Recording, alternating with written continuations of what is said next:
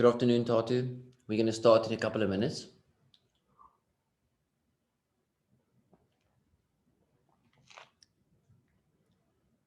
Can you actually hear me?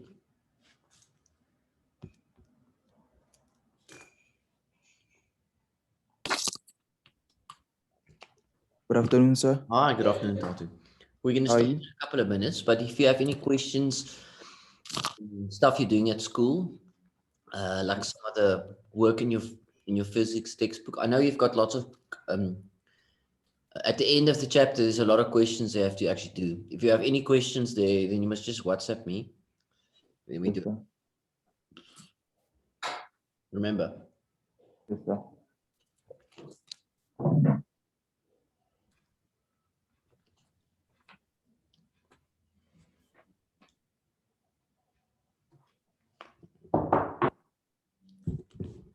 Are you still busy with geometric optica? Yes, sir.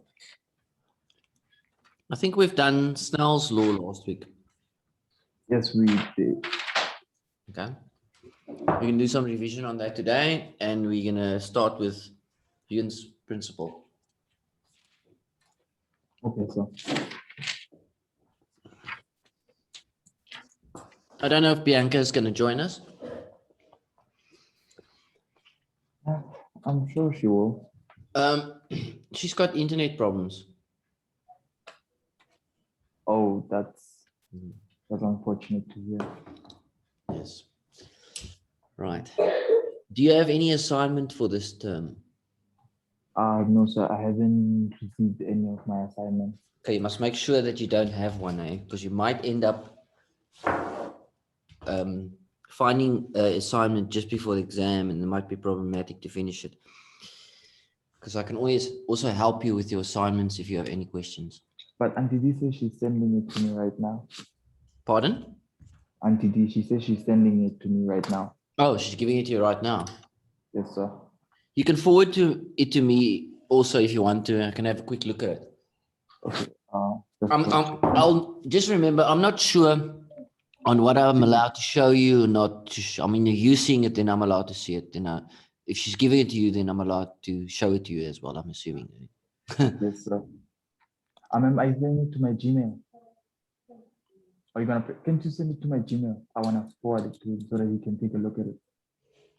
Yeah, while we're waiting for a couple of minutes, I just want to have a quick look at it. Yes, sir. How are you going to share it with me? I'm gonna send it to you via WhatsApp. I'm gonna send you the PDF. Okay, good.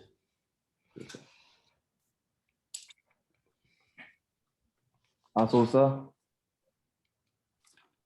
You have my number? Yes, I do have your number. Okay, I don't have it yet. So, sir. Tell me when you've sent it. Okay. Sir. Yes. I wanna ask when you're gonna start stoichiometry. Stoichiometry, yeah. Yes, stoichiometry. That is the big chapter in your chemistry. In chemistry this year, it is probably the hardest chapter of the year.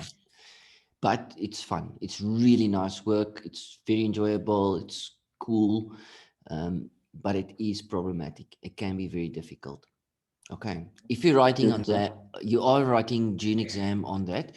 So we'll have to find a lot of time to spend on stoichiometry. It is not a joke. It's harder than anything we've done this year. But it's also, if you like chemistry, you'll love this. It is what chemistry is all about, basically. Okay. We are going to start. We only have a small portion to do, and that is in this chapter. We've completed Snell's law, and I'm not sure if that video is on the channel yet. Doesn't matter. We have done that. And now we're going to look at what's called Higgins Principle, and that is the diffraction of light. So Snell's law was refraction. Remember that? Yes, sir. So basically, if light shines through an optical medium with a different refraction index it bends. It depends depending on the refraction index. If it moves from a lower to a higher refraction index, it bends in towards the normal, and vice versa.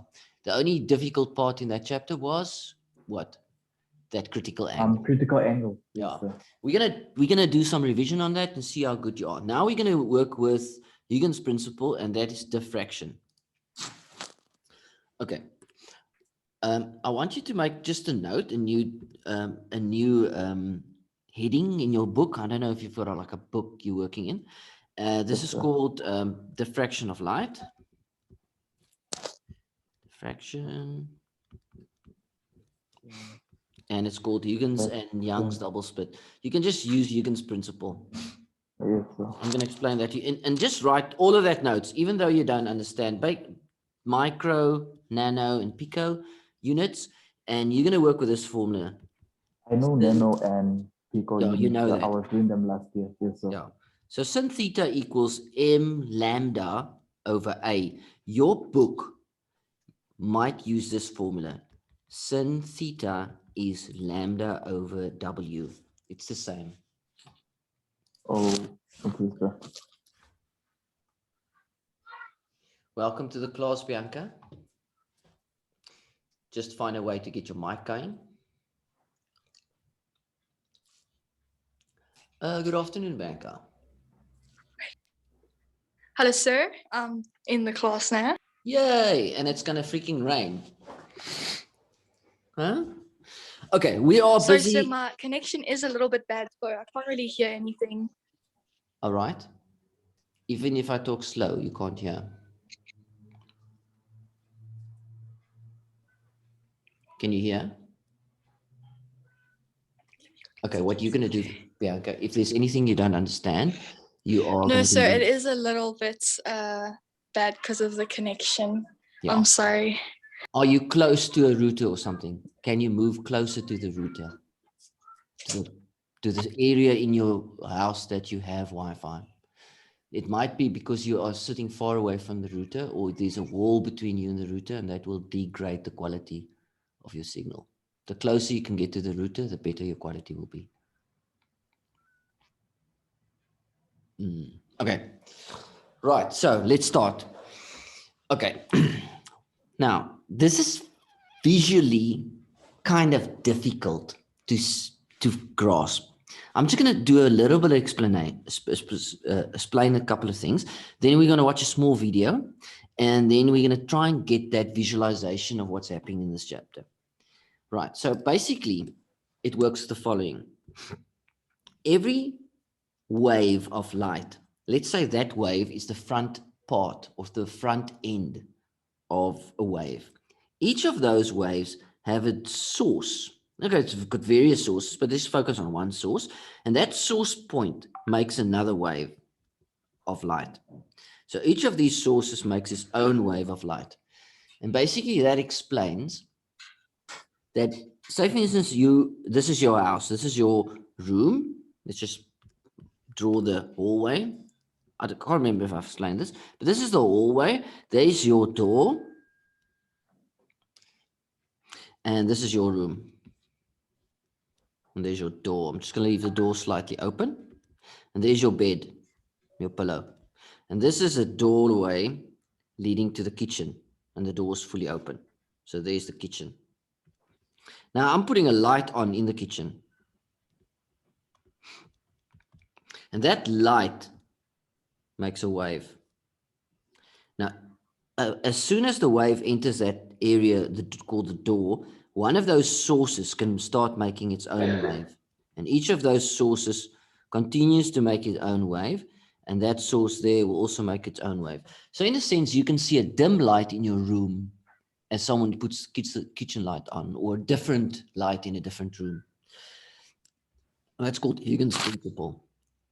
And you have to learn it as a definition. So I'm not going to expand on the definition. I'm going to explain what are we talking about and how they found out how it works.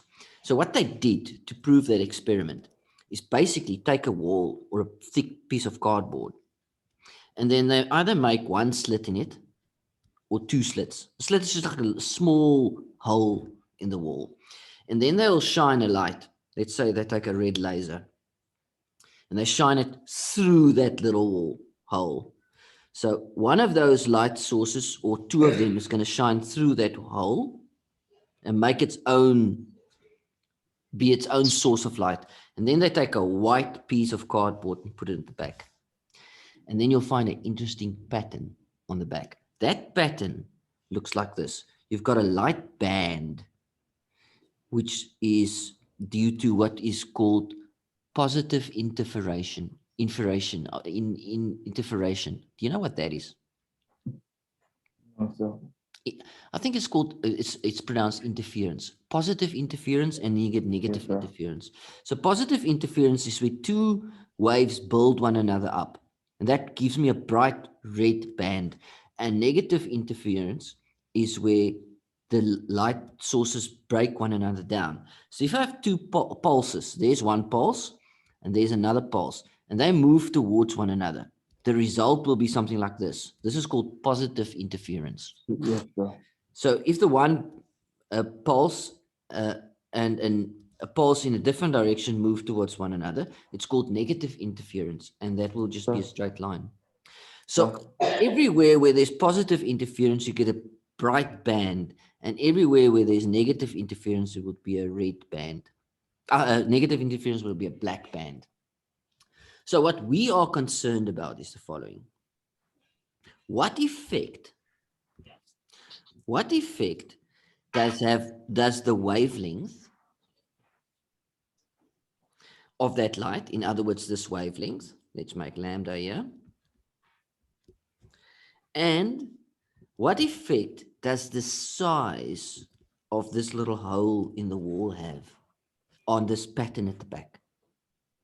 That is what we're interested in. So we can have different light sources. You can have a red laser, green laser, blue laser, yellow laser. All of them have different wavelengths. So if we change the wavelength, we'll change the pattern in the back. If we change the side of this opening in the wall, we'll also change the wavelength with the pattern at the back. So that formula that you've got in your book, sine theta is lambda over A or W, basically just boils down to the following. This angle, and I'm going to draw the angle in here. This angle is called theta here. I'll show you a bit of drawing now. That angle, the bigger that angle, so theta, the bigger that angle, the bigger the gap between the middle part of the bright area and the middle part of the dark area will be. So if that angle stretches out, that pattern will stretch out. And I'll show you a little video how it works now. Okay, so they'll say theta, or the angle, is directly proportional to lambda. In other words, the higher my wavelength, the bigger the angle and the bigger the pattern. And theta is indirectly proportional to 1 over A or 1 over W. It means the bigger the angle, the smaller the hole in the wall, or the smaller the hole in the wall, the bigger the angle and the bigger the pattern. So let's watch a small video. I've got a small video here. I'm just going to share this with you. So what I want to do, I'm just going to move you to another screen quickly, and then I'm going to show you how they actually do this in practical. So if you do a little practical, and this is going to look like the following. New share this one. Okay, cool. Right. So I'm going to take you. Can you see this new screen, Tatu? Yes, sir. Yes, sir. Okay, it says laser diffraction and interference. Okay, this is MIT. This is a American University technical department. Okay, let's do that. Let's just get full screen view here. Okay, there we go. So what they're doing, they're going to have a single slit of diffraction. In other words, the hole in the wall is just going to be one slit. So this is the laser, and that highlighting now is just a slit. There's a little thing they're moving, and there's the whiteboard at the back. So they're shining that laser through a little hole that they can change. And now they're going to zoom in just to show you what the pattern looked like. So there's that light pattern at the back. I don't know if you can see it. They're going to zoom in now. There we go. So now they zoom in on the whiteboard at the back, and they're going to chart slit width. They're changing the width of the slit. As they're changing it, you see they're making the slit bigger now. The bigger they make it, the smaller the pattern is becoming, the more compact the pattern is. Can you see? The pattern is becoming more and more compact until you can't see a pattern. Now they're making the slit in the walls bigger again.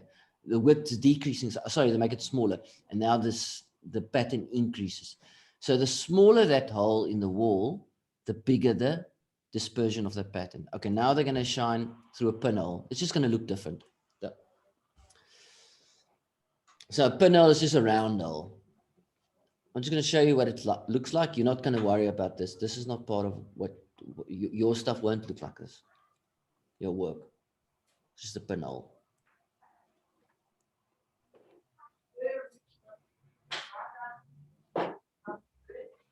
And then they're going to do different lasers with different wavelengths. Okay, now shining 3 lasers with different wavelengths through 2 identical small slits. We have a red laser, a yellow laser, and a green laser. And the width of the slit is identical. So the gap in the walls are exactly the same. And they're going to show you those on top of one another. And you're going to see which one has the biggest lambda, or the biggest, the wavelength is going to determine the angle. The bigger the wavelength, the bigger the angle. Now, if we just stop there,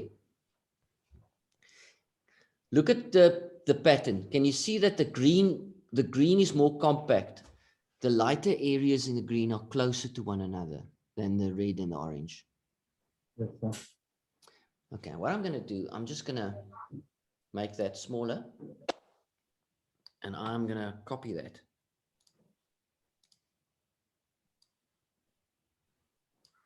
And paste that on our board. Okay, it will be just maybe dark for a second if I paste it.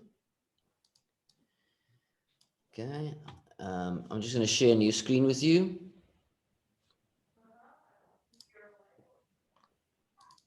Right, we're back on the old screen. Can you see that? Yeah. Are you with me, Tatu? Yes, sir. Right, so now we're looking at this. This is the middle part of the red laser, the highlighted, the light area, and that's the middle part of the dark area. And that's your angle theta. Now, that theta angle determines the width here. Now, if I did exactly the same with the green, there's the middle part of the green, and there's the middle part of the black area in the green. Now, alpha, let's say that angle is alpha. Alpha is smaller than theta. Could you see that? Because Yes, this sir. part here, you can't see that. This width here is smaller than this width here. Okay, so theta is directly proportional to lambda out of this formula. Sin theta is lambda over A. So whatever happens, if theta increases, lambda increases, or if lambda increases, theta increases. Lambda is wavelength. So now what I can see from this drawings, from this little picture here, is that the red laser has the wavelength is greater than the yellow laser, or is it orange? Orange wavelength. And the orange is even greater than the green. Could you see that? The higher the wavelength, the bigger the spread in pattern. Do you understand that? Yes, sir. Okay, good. Okay, so this is exactly what happened. If you look from the top, say things that experiment producer, you looked from the top, there's my red light coming in. This is this part, that's that hole they make in the wall, or the hole they make in that laser lens. And this is the pattern at the back. So theta is directly proportional to You lambda, can use.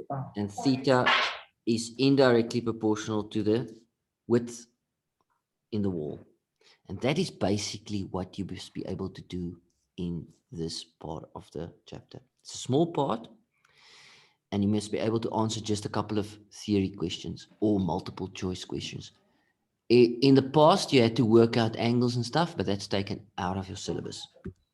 Yes, sir. But what I want you to do, I want you to work through the questions in this chapter, because your textbook won't be updated to what they've changed recently in CAPS because of what they changed in CAPS because of COVID.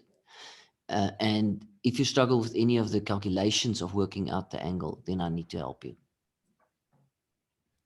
Right. So let's do a short question, see if you understand this. There are two patterns. One is done by a red laser, and the other one was done by like so violet or purple or whatever. I want to know if the slit in the wall was the same, which one, A or B, has the higher wavelength? Which one has a higher wavelength? They can tell you one has a wavelength of, say, for instance, 400 nanometers, and the other one has a wavelength of, say, for instance, 570 nanometers. So which one is A and which one is B? Which one has the 570 nanometers and which one has the 400 nanometer wavelength? Okay, So, you know. I think so. I think A has like the higher wavelength. Yes, that's correct. A has a higher wavelength. Why? You looked at the spread of the pattern. You could even see this part here, this red part is bigger than this middle section of purple. Or you could have thought of these darker areas are further apart from one another than the two dark areas in the purple laser. Why? Why is that?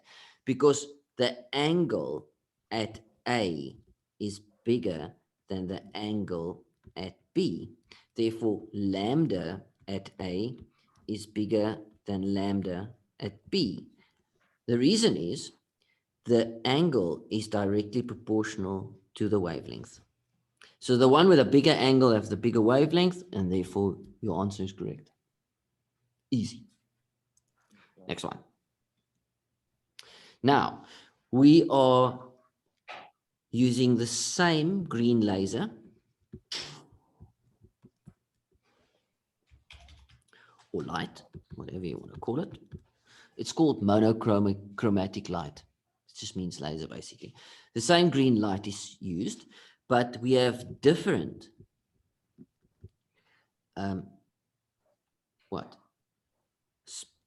gaps. Yes. So the gaps are different. Gap in a wall or in a partition. I want to know, A or B has the biggest width? Gap or width? It's W-I-D-T-H, say. Yes. So which one has the biggest width? Theta is 1 over A or 1 over W. I think it's A, sir. A. Yes, sir. Let's see. The bigger the gap, the smaller the bigger the gap, Angle. the smaller the angle. Oh. Okay. This angle is a smaller one. And B has the bigger gap. Okay. You can do a little experiment. If you have like a pond of water or even a bath, okay, don't fill up a bath now just to test this. But if you find like a dam of water, area of water, and you have two, like say for instance, two cardboard pieces that you can actually move closer or further away from one another. There's the two cardboard pieces. And you're going to tap somewhere on the water. so that there's a wave that forms. If you have a big gap between two cardboard pieces, the wave that will go through the gap will just look like this. But if you bring those cardboard pieces closer to one another, that the gap is very small, then there will be a bigger wave coming out on the other side. The diffusion on the other side will be bigger. So the smaller that gap, the more that angle will spread out. Just want to check if we can reverse that. Yeah, they didn't compare different angles with one another. They just compared different wavelengths. So we don't have a picture of that. Okay, so what we're going to do now, we are going to run through Snell's law again, but this time we're going to actually do some questions. Yes, sir. Right, I just want to find it. I'll show you what the monkey puzzle questions look like. Yes, I'm sir. probably going to send you some more in the future. Okay, let's get that. It was just print into the screen. Remember, you must also get that other stuff to me if you want to. Yes, sir. That assignment. I'd like to have a look at it. There might be a lot of other chemistry in it that we haven't done. Like, say, for instance, there might be Boyle's law, there might be Charles's law, gases and stuff in it. Okay, let's look at this. Now, this is based on Snell's law, work we've done last week. So this is our one formula. The refractive index equals the speed of light divided by the speed of light through that specific medium. So you can get the refractive index if you want to, if you have the velocity of light in that medium. And this is Snell's law. This one you can remember. And this is just another formula you can use for critical angle. Right. The mirrors we haven't done because they are super easy. Right. There's a ray of light coming in and it's hitting a mirror and it's leaving or moving in that direction. This little dotted line here is called the normal, and that's 90 degrees to the surface. You will agree that this angle will be 40 degrees then. Yes, sir. Okay, cool. I want you to figure out what this angle is here, and I want you to figure out what that angle is there. See if you can do that. Maybe you have to like redo the drawing. Well, the first one is easy. I mean, I guarantee you know already what that angle is. Yes, sir. What is that angle? It's 40. That's 40 degrees, and that nullifies D and A, which is 50. Yes, Now you have sir. to find the other angle at 2. At number 2. Light waves. We use the phrase all the time. Oh, wow. Very rarely do we ever see any phenomenon that really exposes. That was my YouTube channel, just deciding he needs to play the next. Sir, Yes, you have the answer. I'm like the second angle is 60 degrees. Okay, let's quickly check. I haven't checked. 60, 30. No, it's 30, 60 again. 60, 30, 60. Oh, I get 30. Oh, So if that's 30, then that's 60. Agreed. Then Yes, this sir. one's 62. Then yes, that sir. one's 30 because it's 90. And these are alternating. So 60, 60, 30, and I get 30 here.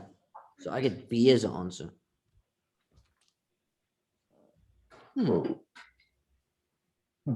okay. Do you agree? Let me just look at it once again. I'll just do the normal in here again. So if that one's 30, then you agree that this angle here must be 60. Yes, sir. And this one will be 62 and 30. 30, yes, sir. And that's 90, making this Yes. one 60 and this one 30. So that one's 30.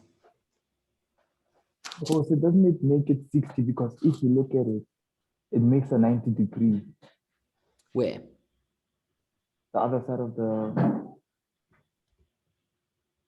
yes, like, shouldn't, hmm. Shit. You can even think of these two as being parallel. So Yes, that sir. angle there and this one here must be the same. Oh, okay. Yes, sir. I see now. Okay, right? Next one. Determine the refractive index of a medium if the speed of light through that medium is 2.2 times 10 to the power of 8 meters per second. We have to take into account that the speed of light in vacuum is 3 times 10 to the power of 8. So we have this Yes, sir. formula: N, refractive index, Equals to is speed of CE light over divided V. by speed. Yes, sir. Okay, good. Get your calculator. See if you can find one of Yeah. those answers. The speed of light is C, right, sir? Yes. And that is 3 times 10 to the power of 8. Okay, yes, I know. Which is 0.36. I get 3 times 10 to the power of 8 divided by 2.2 times. 2.2 10 to the power equals 1.36. Yes. Yeah, 1.36. Sorry, I just didn't hear you correctly. Okay. Okay, sir. Good. So that's the answer, C. Yes, sir.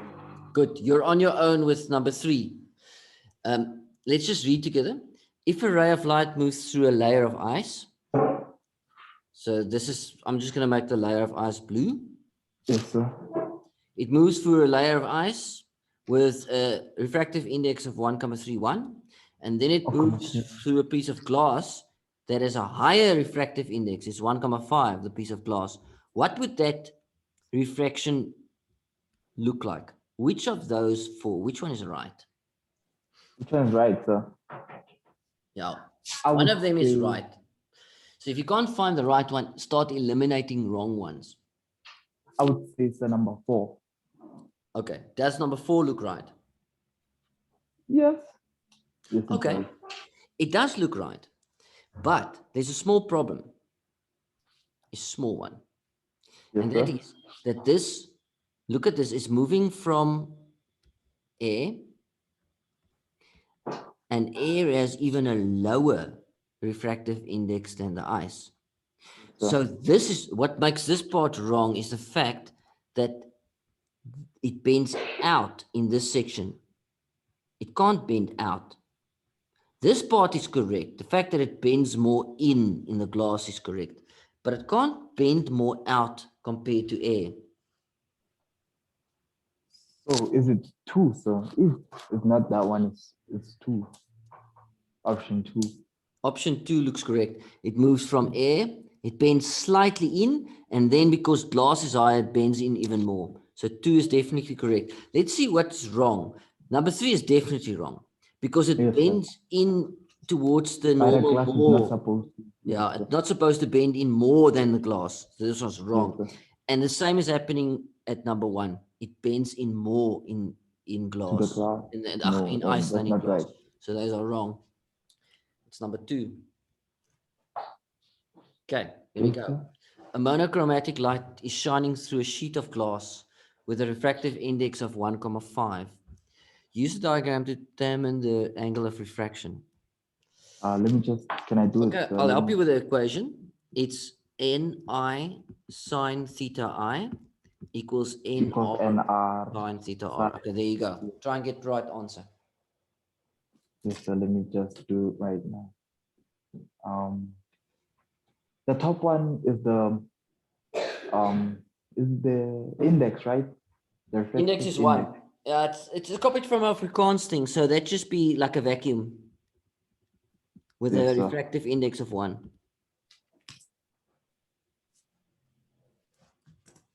But I'm like the refractive index is the one on top, right? Sir? Yes, yeah.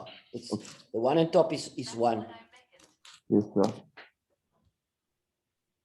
1.5. Okay, so I'm still doing it right now. Yeah, no problem. No sweat. 60. Okay.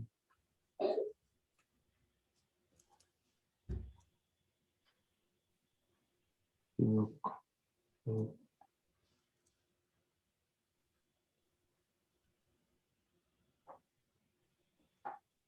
Okay.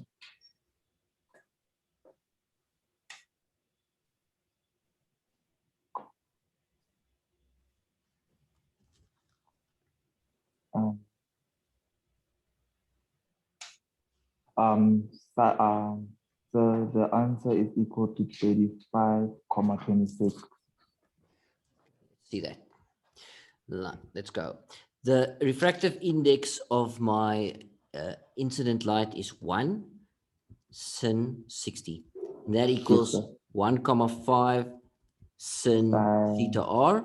So Yes, sir. therefore, sin 60 divided by 1,5 equals sin theta r. That I'm just going to do on the calculator. I know your answer is correct, or I'm pretty sure. If you get any of those answers correct, then 35,26. Yes, sir. Good. Okay, now number 5 is difficult. Determine the critical angle of a medium if the speed of light in that medium is 2,3 times 10 to the power of 8. Assume that the other medium is a vacuum. So they said determine the critical angle, Yes. right? The critical angle is 90. It's always 90. No. The angle of refraction is always 90. The critical angle is the angle in which you have to shine in to get the 90 degrees. Oh, sir, then it's, if I'm correct, since you said it doesn't go past 40, therefore it's supposed to be 35,26, right? That's guessing. Okay. Remember what I showed you? I told you to make a drawing first. Yes, sir. Okay, so there's our drawing. There's the angle, the ray that's coming in, angle of incidence, and there's my 90 degree. Yes, sir. So there's the 90 degree. So this is this angle here, this one here. I'm making the dot there. So that dot is the critical angle Oh, yes, sir. or the angle of incidence. Okay. So you're gonna do it the same. Okay, so You can use your normal Snell's law. So you can use Ni sin theta I equals Nr sin theta R, or you can use sin theta critical angle is, I think it's Nr over Ni. and I. Yes, sir. You can use any one of those two formulas. So let's use the one on the right first, or you use the one on the right. I'm comfortable in using the one on the left, sir. Are you comfortable? Okay. Yes, sir. Okay, good. So what problems do we have? The only thing that we do have, it's moving into a vacuum. Yes, sir. So NR is 1.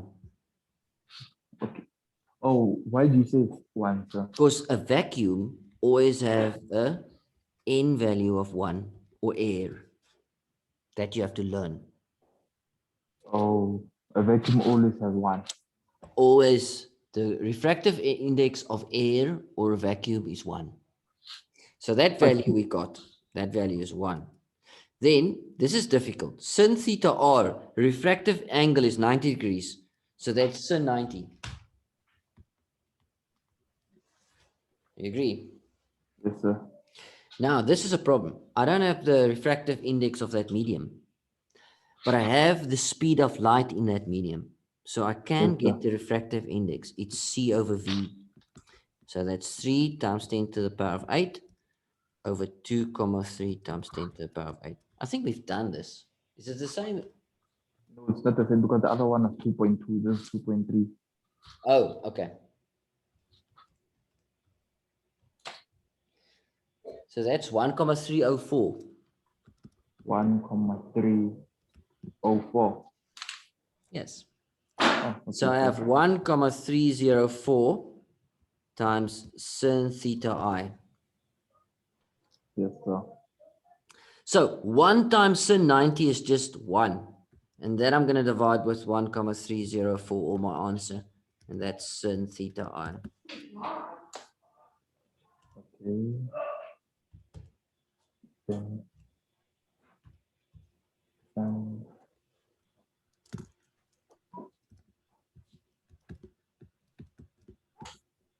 Isn't it? Yo, what the hell did I get?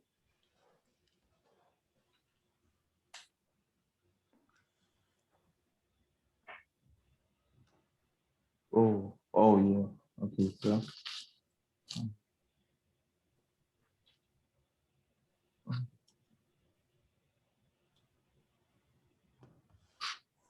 um yes, done.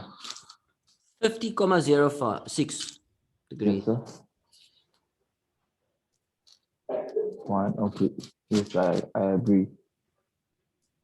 Good. Okay. Now, we finished with this chapter. I can't really give you anything on Huygens principle because all my stuff is based on calculating theta or length or stuff like that. And you're not supposed to be asked that anymore for the next 3 years in the syllabus. So what I would like to do, I would like to have a quick look at your assignment.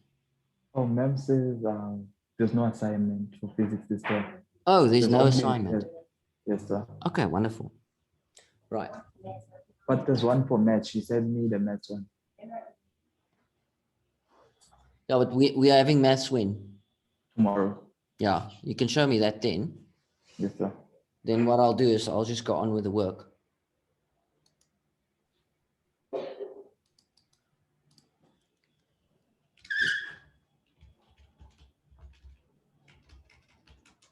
Right. So we're just going to look at something called ideal gases. Yes, sir. As a quick introduction, I just want to show you what there's a small chapter that not everyone is doing. Not all CAP schools are doing this chapter simply because it's not examinable in grade 12. So some schools just decide, "Oh, we're not going to even bother the students with this because no one's going to ask in grade 12, so we're not going to waste time." But we are going to have a look at it quickly. Just tell you about it. This is probably the next chapter you're going to do. Yes, sir. So there's a bunch of theory in this chapter, which I'm just going to skip for now. No, I think let's just speak about the theory and leave the sums. Yes, sir. All right. So ideal gas. So ideal gas is just, it's a gas that doesn't exist. So this hypothetical gas. So it's a gas that doesn't exist. And that gas or normal gases just doesn't obey all the laws that we are going to apply to it. We are going to apply two laws. One is PV over T equals PV over T. I'll explain that to you. And the other one is PV equals nRT. These are gas equations. So P is pressure. P is pressure, and that's going to be in Pascal. And we're going to work with V, and that's volume. It's normally going to be in meter cube. Milliliter. Oh, Yeah, it's a problem. It's supposed to be in decimeter cubed, which is liter, but you're going to work in meter cubed. You can work in decimeter cubed, but our standard form is going to be meter cubed. And then we're going to work with N. N is mole. In America, I think in America it's moles, and in Britain it's mole. Mole, Yeah. remember mole. yes, sir. And then R is a constant. It's 8,34, I think. Just want to make 100% sure. I think it's 8,34. Just want to make 100% sure. 8,31. And that is in joules per Kelvin per mole. The units, don't worry about the units now. And then temperature is in Kelvin. Okay. So we're going to take it very slow because this is really next week's work. I'm going to explain these equations. You don't have to worry. The first thing we need to be able to do, because this is the most important unit, Kelvin, is that to move from degrees Celsius to Kelvin, we have the following equation. degrees Celsius plus 273 gives me Kelvin. Okay. So any degree Celsius, if I add 273 degrees to it, I get my Kelvin value. Ah, Okay. I think so. Just haven't done this for a long time. Okay. So if I say, look, it's 28 degrees Celsius outside. How many Kelvin is that? Then you say, therefore, the Kelvin is 273 plus 28. And that is what? 301 Kelvin. oh, okay. Yeah. Okay. So That's just a what is very Kelvin? important conversion. We're not allowed to work with degrees Celsius when we work with gases. You have to work with Kelvin. Oh, okay. Because your unit, your R unit is in Kelvin. Okay, so the first thing I'm just gonna skip the theory on ideal gases for now. First, I want to do Boyle's law. Boyle's law is a little part of this equation. All right, so let's do Boyle.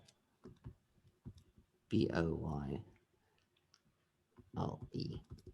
Boyle. Now, what Boyle said that the temperature, the pressure of a gas is directly proportional to its volume, or the volume is directly proportional to pressure.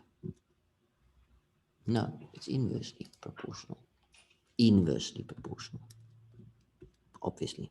Okay, let's just see what that Inversely means. or That's inversely or inverse yes, proportional. What does that mean? Let's it say means like if the higher the volume, the lower the the pressure. lower. Yeah. Yes, sir. So let's take, what's this, that syringe. You've played with a syringe, have you? Yes, sir. Hopefully for the right reasons, Starver. Let's just try and draw a syringe there. That's like a piston, and now there's a bunch of air in that syringe. Okay, and I'm just going to draw a couple of air molecules, gas molecules in there. So that's position A. We have a huge volume, and therefore the pressure is quite low. So if I push that piston down,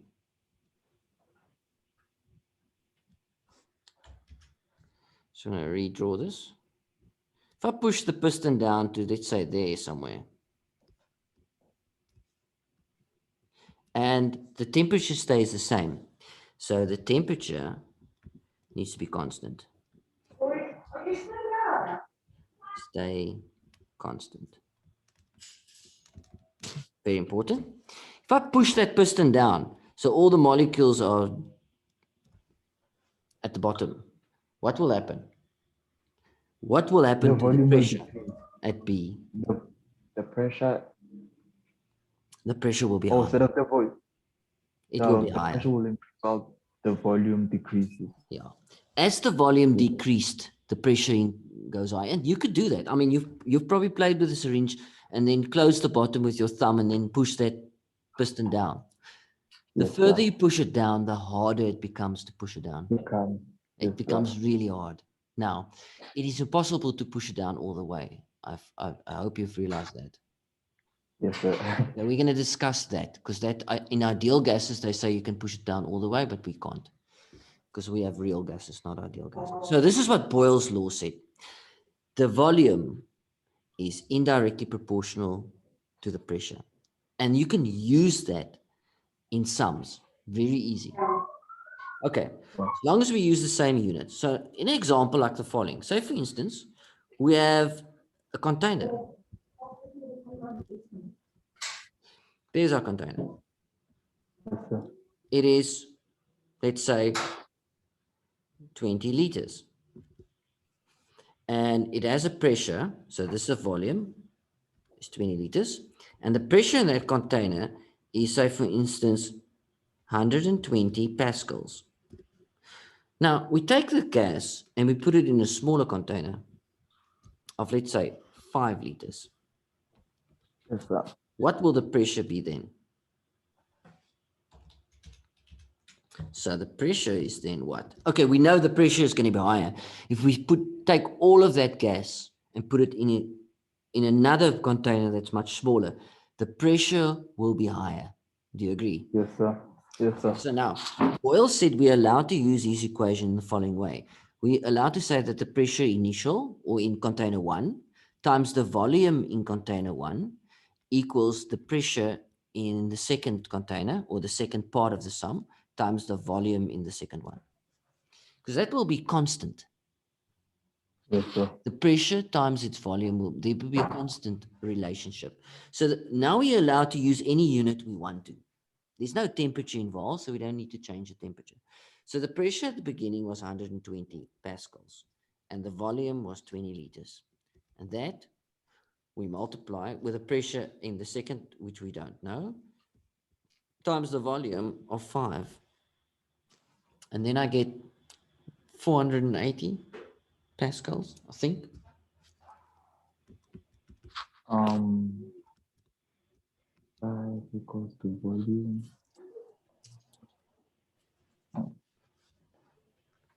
P1 equals P2 multiplied by volume 2.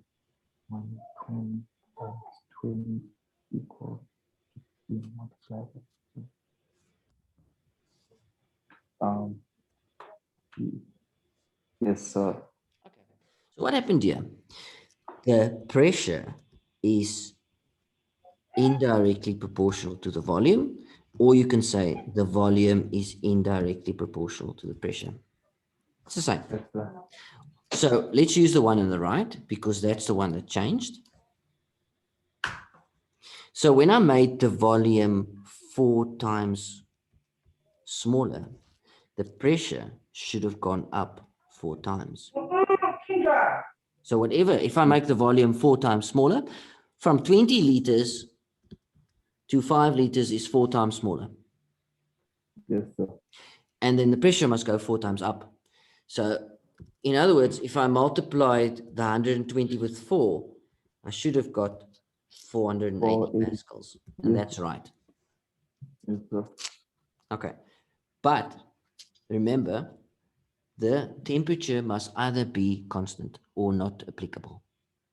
So we don't have any temperature change here. So as long as the temperature stays the same, then this thing does not change. Okay, now I want to ask you, what causes pressure? We're going to draw those two. Yeah, what causes that pressure on the container? I'm going back here with 20-liter container, and I'm redrawing the 5-liter container. Right. So say for instance, we have, I'm going to make like red dots. Every red dot resembles a molecule of gas. Let's say we have, let's say we have like helium gas in here. Helium. Now, what that gas does, the molecules moves randomly, up and down, left and right, and it bounces or hits against the walls of the container. And that bouncing against the wall causes pressure. So if you take a balloon and you blow air in it, carbon dioxide gas in it, the reason the balloon becomes stiff and hard and it swells up is because there are molecules of air bouncing against the side. It's hitting the side. So maybe a balloon was a better example. Okay, in other words, it's bouncing. So if we take exactly the same amount of gas molecules in the next container, boom, boom, there is now a lot of molecules per square millimeter. We're taking exactly the same amount of helium and we're putting it in a 5-liter container. What will happen? Why will the pressure... container is gonna burst. Why? Okay, it might be a burst, but if it doesn't burst, why is the pressure higher? Because there are more molecules per unit time. Than what the container. Yeah, there are more molecules per unit time bouncing or hitting the sides. And therefore, it will give you a higher pressure. What is very important is the fact that the velocity of the molecules is the same, stays the same. The molecules are not moving faster in the 5-liter container as compared to the 20-liter container. They're moving exactly at the same speed. In the 5-liter container, they are just bouncing more frequently or more units per given time against the sides than in the 20-liter. In the 20-liter, there's fewer collisions against the side compared to the 5-liter container, and that's why the pressure is higher in the 5-liter. But the velocity of the molecules stays exactly the same. Why? Because we call this the kinetic energy. The kinetic energy of the molecules is the same. They stay the same. They don't change. Why? Because kinetic energy is directly proportional to temperature. If the temperature goes up, the kinetic energy goes up. If we don't change the temperature, the kinetic energy does not go up. So they're going to try and catch you out in a short question, asking you, why is the pressure higher in a smaller container? And then they're going to have various options. One of the options is going to be the velocity of the molecules increased. And that's going to be wrong, because velocity can only increase when the temperature increases or decreases. So that is Charles's law, which we'll do next time. We'll look at Boyle and Charles's law again. We'll look at this work again. But that's very important. When we work with Boyle's law, then there's no temperature change, so there's no change in the kinetic energy or the speed, basically, of the molecules. So let's do one more. See if you can do it. It's just a new value. Right. I have a container. And I have, let's say this is a 3 cubic decimeter volume. Right. And I want to know if the pressure is 5 kilopascal, what volume container will,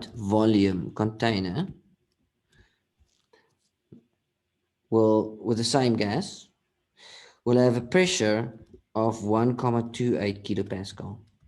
So I want to know, if we have put the same gas in another container, what volume container should we put it in if we want a pressure of 1,28 kilopascal?